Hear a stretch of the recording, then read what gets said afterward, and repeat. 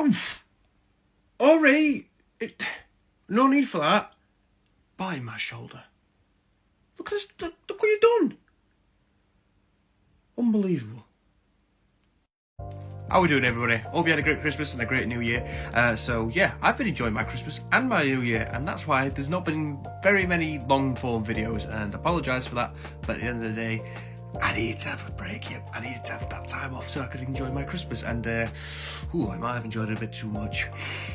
But anyways, I thought I'd just do a quick catch-up session, just do some notes on some various little papers that I missed, and give my thoughts on them. And the first one we're going to cover is the new Xenodens paper. That'll be fun. So for those who don't know, a paper back in late November actually came out suggesting that the Xenodens holotype, the only specimen of Xenodens that we have, is actually a composite. Now based on this graphic abstract you can actually see next to me, the main problem was that 2 teeth in each socket. That's a bit strange, that.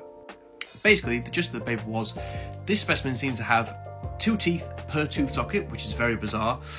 Also, it's very fragmentary, and additionally, it's come from Morocco, and we know a lot of fakes come from Morocco. Now, there's a lot of evidence produced in this paper suggesting that this is in fact a composite, as I've mentioned before, the teeth and the socket, but also possible adhesive seen on the actual specimen itself, and the fact that this specimen wasn't obtained scientifically, it was actually obtained commercially, which, okay, that's fair enough. And these are all pretty good points put out by the authors. However, I have a few problems with this paper. Now, the most glaring problem I have with this paper is the fact that the authors didn't analyse the specimen itself, they analysed photos of the specimen from the original publication that named Xenodens. Now, yes, it can be understandable that paleontologists aren't paid very great, and we don't get a lot of time to actually go to each specimen, so sometimes we have to resort to using photos. And basically, it just seemed a bit strange how they've actually not gone to actually look at the specimen itself.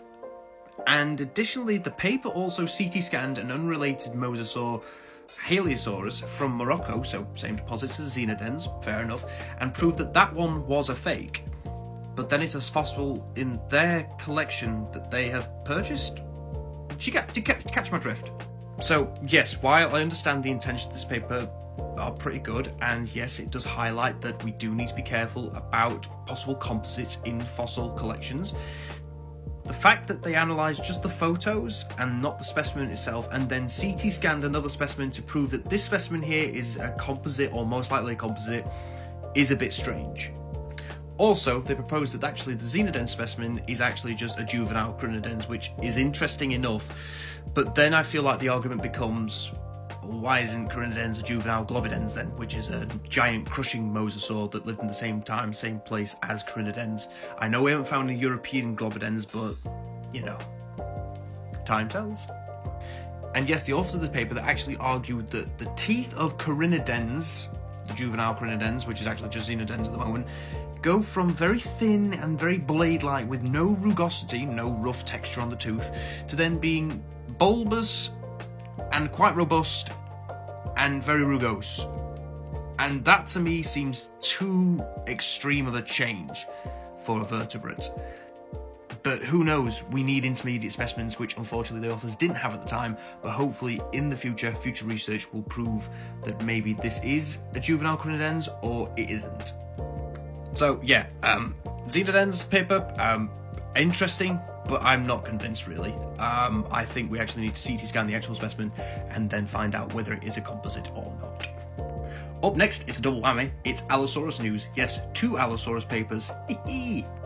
So, for anybody who doesn't know, this is Allosaurus anax, and there's a bit of an interesting story here. So, a paper concerning the dubious, valid Saurophaganax, which was a giant allosauroid from North America, came out and actually proved that Saurophaganax is a chimera. Whoops. The paper details how the holotype specimen of Saurophaganax, which is a vertebra, actually belongs to a sauropod dinosaur, whilst other referred material is a mixture of sauropod material, particularly diplodocoids, and also allosaurid material, possibly Allosaurus. Now, unfortunately, the holotype specimen of Saurophaganax, which would be a diplodocoid, is unfortunately not very diagnostic enough, and therefore this renders Saurophaganax, the lord of the lizard-eating masters, dubious. Yeah, That's a real shame because Saurophagonax, great name, love it. What a way to start 2025. Yes, I know the paper was released in 2024, but let me have this. But luckily, from this paper, we actually have the description of a new Allosaurus species. Hey, the year of when we described Tyrannosaurus macraensis and Allosaurus anax, Allosaurus king. That's cool. So, it turns out a lot of this allosauroid material that was referred to Saurophagonax can actually be put into a new species of Allosaurus, and not only that, it's potentially a bigger species of Allosaurus. So, Allosaurus anax, which means different lizard king, that's cool because Tyrannosaurus, tyrant lizard king, awesome. We've got North American kings, awesome for the Jurassic and the Cretaceous, brilliant. And this species of Allosaurus we can actually distinguish based on the anatomy of the top of the head, the crests. As you can see with some of the specimens here, the crests aren't as rugose as you see in other Allosaurus species, so that's quite a distinctive feature. So, in a way, the ghost of Saurophagonax hasn't really gone, it's just been transferred to a new body in Allosaurus anax. But Allosaurus anax presents an interesting caveat when we consider the latest Allosaurus paper, and that's one we'll discuss in a second. So, the next Allosaurus paper is actually concerning the European species of Allosaurus, Allosaurus europaeus. So this new paper actually sort of redescribes and reanalyzes the already existing holotype of Allosaurus europaeus, while also describing a new specimen of Allosaurus from Germany. So along with the description of this new specimen from Germany, which is great, so now we've got another Allosaurus europaeus specimen, we can actually show that Allosaurus europaeus is distinct from Allosaurus jamadseni and Allosaurus fragilis, which was the species that was thought to be actually what Allosaurus europaeus possibly belonged to, and thus expanding that species from North America to Europe. But now, nah, girlfriend. I'm pretty disappointed with myself there, don't worry. Whew. I should really take another break. Yeah. Basically, the gist of this paper was, hey, let's re-describe the holotype and describe these new specimens that are possibly Allosaurus europaeus. Guess what? They are Allosaurus europaeus. Great. But there was something interesting about this, is that Allosaurus europaeus, based on a phylogenetic analysis done in the paper, is closely related to Allosaurus jamadseni, Big Al, and not Allosaurus jamadseni. So this puts into the consideration that, hey, Jurassic theropod dispersals, if you like, are a lot more complex than what we thought. They're almost on the same level as Tyrannosaurid dispersals during the Cretaceous. I mean, how we see sort of robust Tyrannosauroids move into Asia, then move back into Asia, then move into Asia again with Tyrannosaurus macraensis, Tarbosaurus, and Daspletosaurus, and yeah, my head hurts too.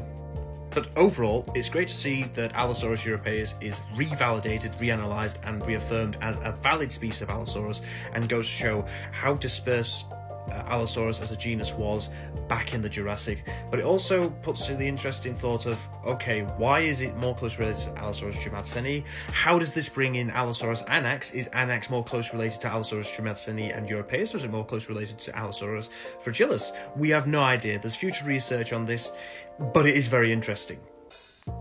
So, with that catch up out of the way, I just want to let you guys know that we'll be back to normal programming on Sunday with a new video, and also look forward to more videos for this year. 2025 should be a great year. Have a nice day, guys. See you later. Ta-ta.